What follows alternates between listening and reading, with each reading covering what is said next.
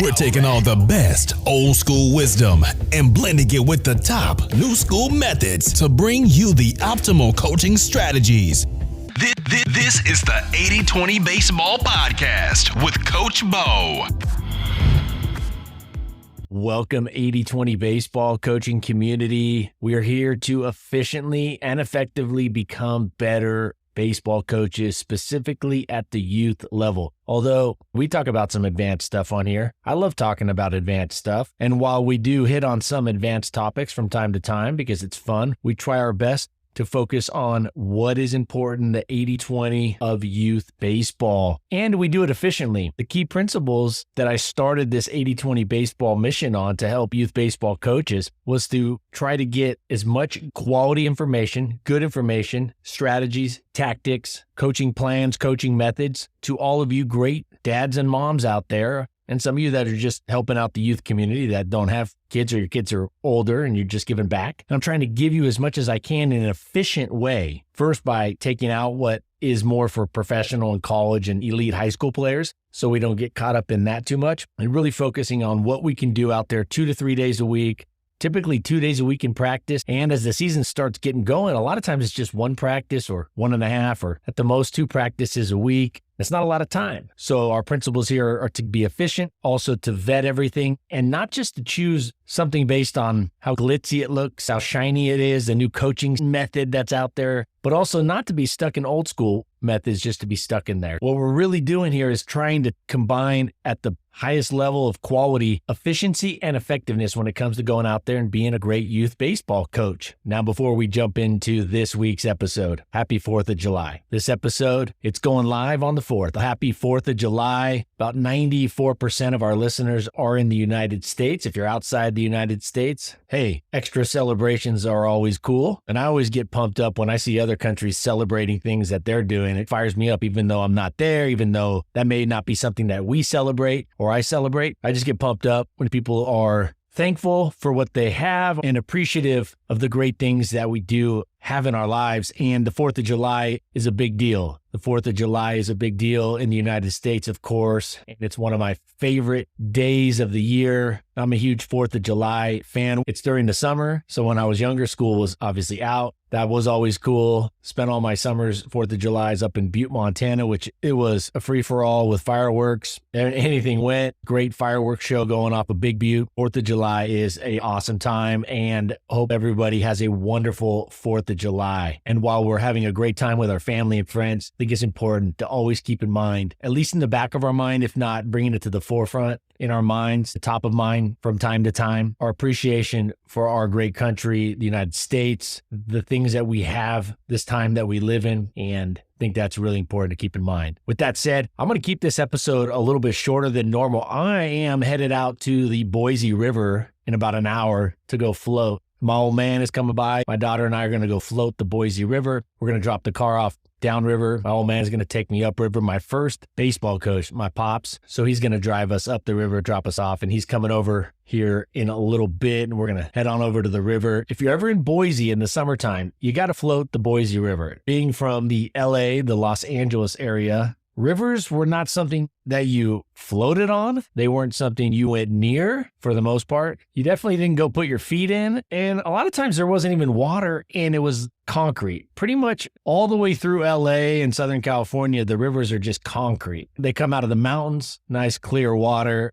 and then they go into basically concrete. So the Boise River is like a real river with trees and very little concrete. You almost kind of feel like you're lost. You're going pretty much cutting right through town, just a little south of downtown, and you feel like you're floating a mountain river through some stretches. There are some houses and some buildings. You go by the stadium at Boise State. It's pretty cool. But anyways, we're going to keep this episode short because I'm going to go do that. And then I'm going to catch some baseball this evening. So let's dive into the episode. We're going to discuss how we as coaches give praise and why that's important, how we give it, not just that we give it out. We're also going to talk about how to show kids, how to show our players how we want them to play by using video to speed up their understanding of how we want them to hustle, play the game. We'll dive into that. And I have good news for new coaches, and it's going to give you more confidence going out on the field. We're going to dive into that. It has to do with teaching the game, planning practices, etc. So I saw a tweet the other day, Luis Arraez, or as they say in English, Luis Arraez, his whiff rate when swinging at pitches out of the strike zone. The amount of times he misses when he swings at pitches out of the strike zone, 11%. To give you some context, MLB hitters this year, swing and miss 44% of the time on pitches out of the strike zone, 44. So he is 4 times better than the MLB average, 4 times better than the MLB average. And here are the 6 things that I see him doing as a hitter that make him elite. No particular order, but here are the 6 things that I see him do better than your average hitter that makes him so elite. And again, if you haven't seen him play, he plays for the Miami Marlins. There's a lot of video online on YouTube. You can watch plenty of video on MLB.com of him. And his last name is Arraez. And he's putting together quite the year. Had a great year last year. And definitely a hitter that young hitters should look to learn from, because he's not this gargantuan, bigger than life Aaron Judge type player.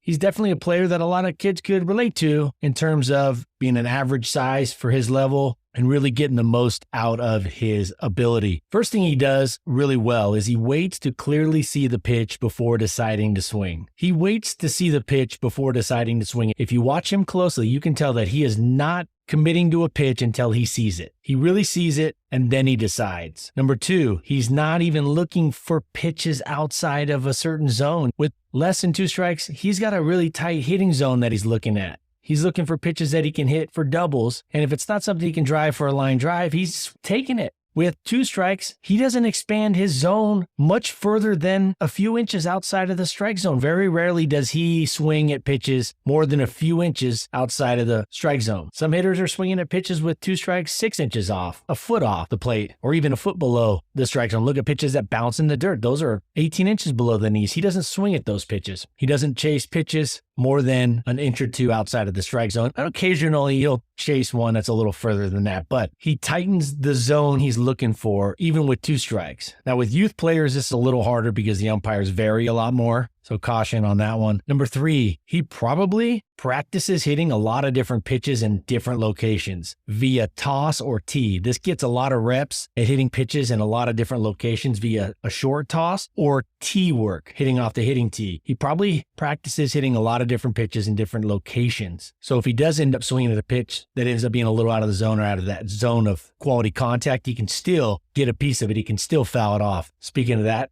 Number 4, to me, he's not looking to do too much with those pitches that are outside of the strike zone, especially with 2 strikes. With 2 strikes, he's not looking to do too much. If anything, he's just really looking to foul them off. He's not looking to turn a pitch that's a pitcher's pitch or a pitch outside of the strike zone, much less outside of his hitting zone, into a solid double or a home run or anything of the sort. He's really just trying to do what he can with those pitches, and he's okay with just fouling them off. He's okay getting to the next pitch rather than striking out. Number 5, he has an efficient path. He has an efficient swing path. He has a very efficient bat path that doesn't have any extra movements from the start to when he makes contact. Very efficient bat path. Ted Williams talks about this at length. Super important. Efficient bat path is almost as important as a quick bat path. Speaking of that, number 6, he does have a quick bat. So those 6 things, what separates him and being elite, Luis Arraez, or in English, Luis Arraez, for the Miami Marlins, left-handed hitter. Number 1, he waits to clearly see a pitch before deciding to swing. Number 2, he's not looking for pitches outside of a certain zone. He's got a tighter zone, visual zone that he's looking for. He's tightened up his pitch selection with less than 2 strikes and with 2 strikes. Number 3, he probably practices hitting a lot of different pitches in different locations via toss and tee. This allows a lot more reps in those random locations. Number 4, he's not looking to do too much with those pitches with 2 strikes that are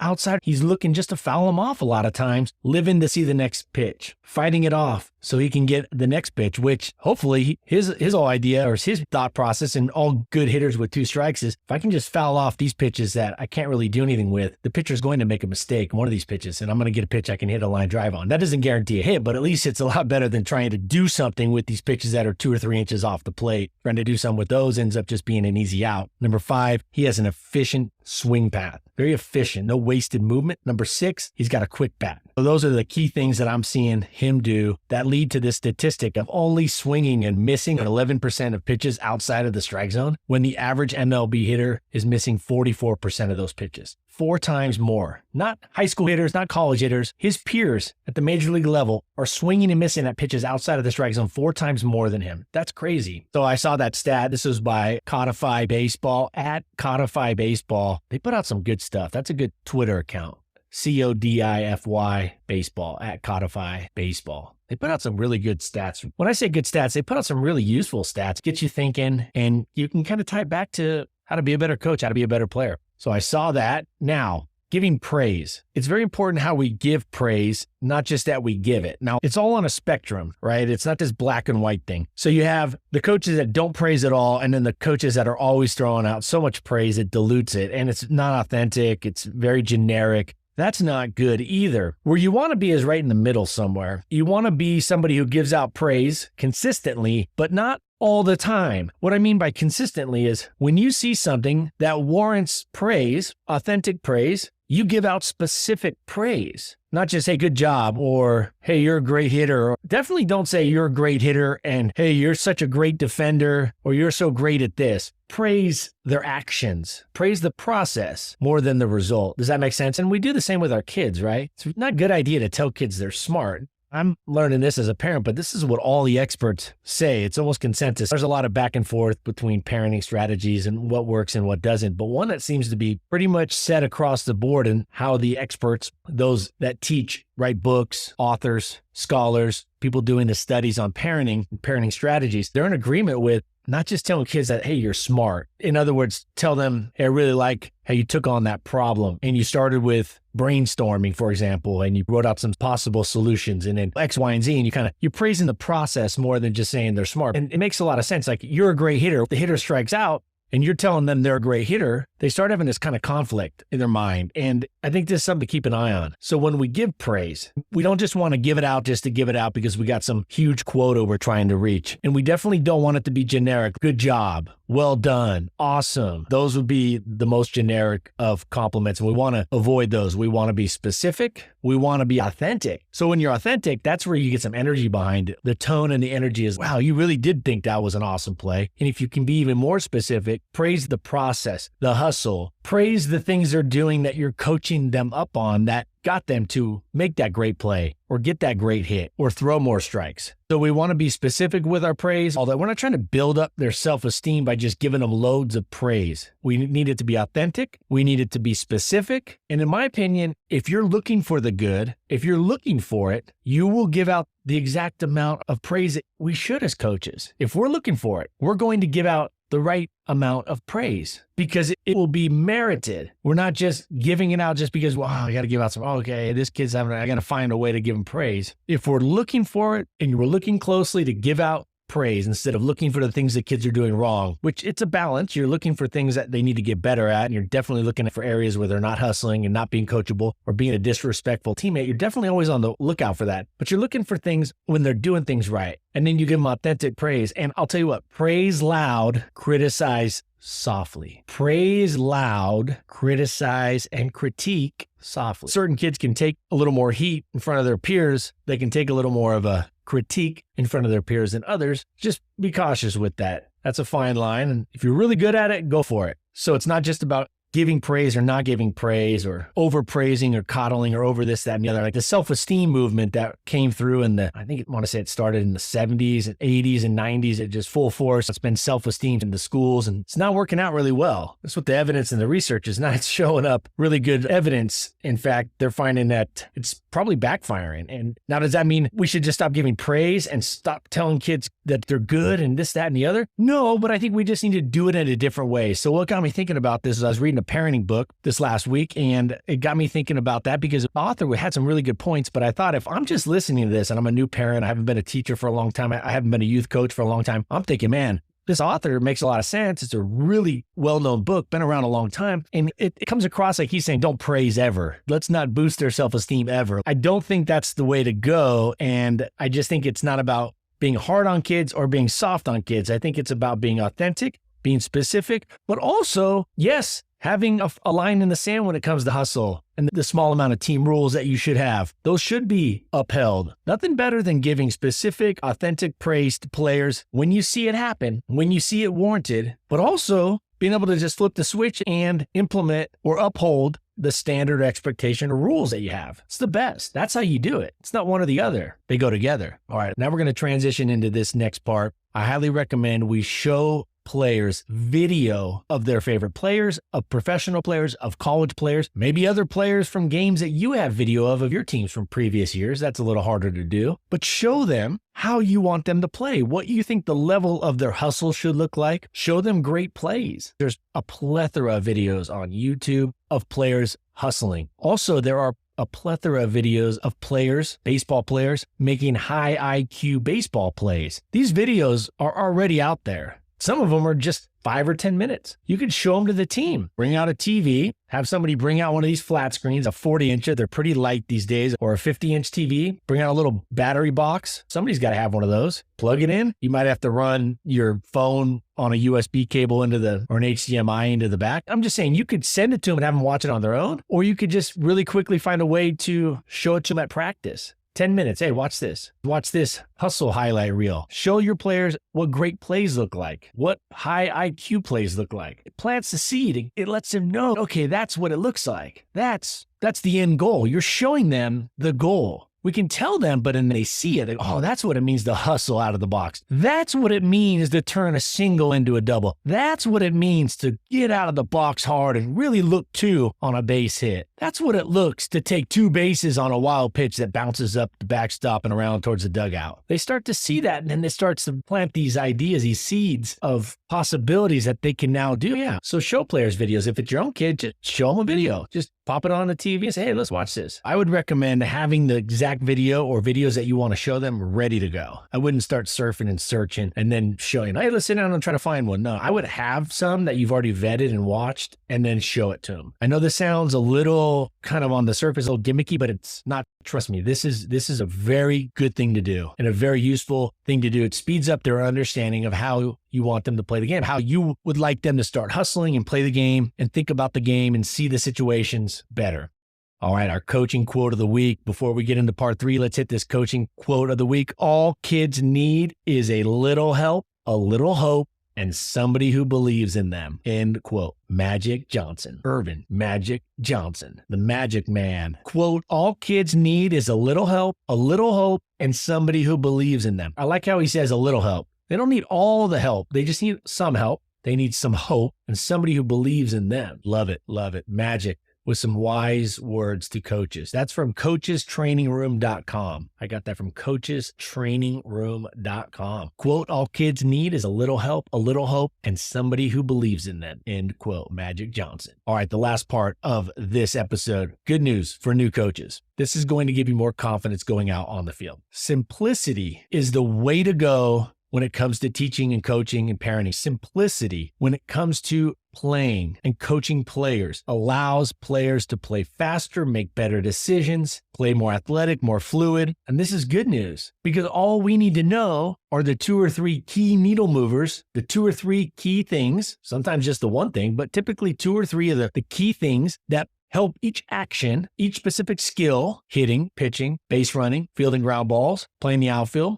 catching, the catching position that is. Players want and need simplicity. They need the game simplified. We want to coach them up to get better. But the good news is we don't need to know all 26 things that make a hitter tick, that make a hitter a great hitter. I saw a practice planning guide by a college coach, and it had 76 items to coach up. Were all of them valid? Yes, they were all valid.